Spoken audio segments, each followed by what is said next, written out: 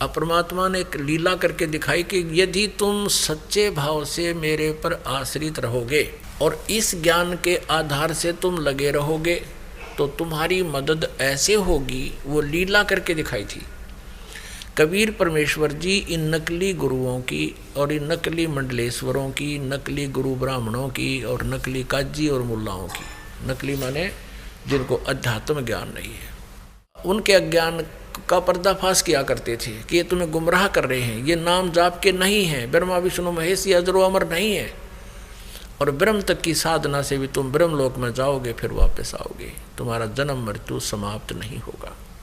और ऐसे मुल्ला और काजियों से कहा करते थे कि तुम साधना जो बता रहे हो अपने अनुयायियों को, ये हजरत मोहम्मद जी का आदेश नहीं है, उनकी दीक्षा शिक्षा नहीं है। इन बातों से दुखी होकर के परमात्मा के साथ बहुत बदसलूक किया हिंदू और मुसलमान के गुरु पीरों ने।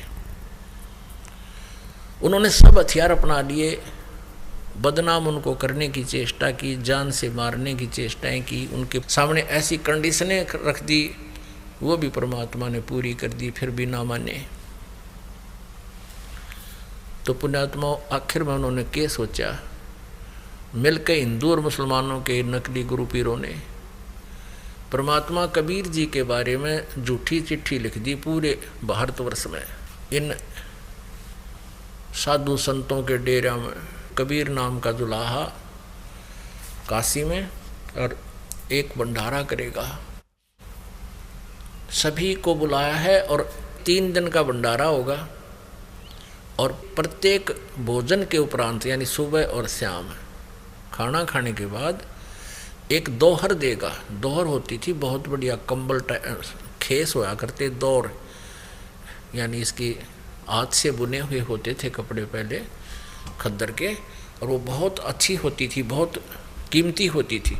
तो ऐसा वो चद्दर समझो, बहुत बढ़िया चद्दर है, और एक असरफी यानी एक सोने की मोहर, जो आज जिसकी कीमत 25-30 हज़ार है, वैल्यू तो वही थी उस समय की, ला लो अब चाहे आज की लगा लो, और आज उस दोहर की कीमत कम से कम भी 5,000 रुपये होगी जो उस समय होती थी।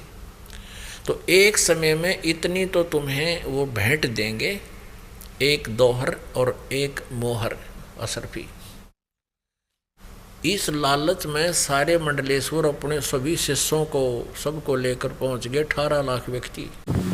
श्री संतराम बाजी महाराज के सभी केसों की जजमेंट की पुस्तक ज्ञान अमृत एवं षड्यंत्र का विस्नाव को पढ़िए, और ये पुस्तक अति शीघ्र मंगवा करके और दूसरों को बांटिए। जय हो।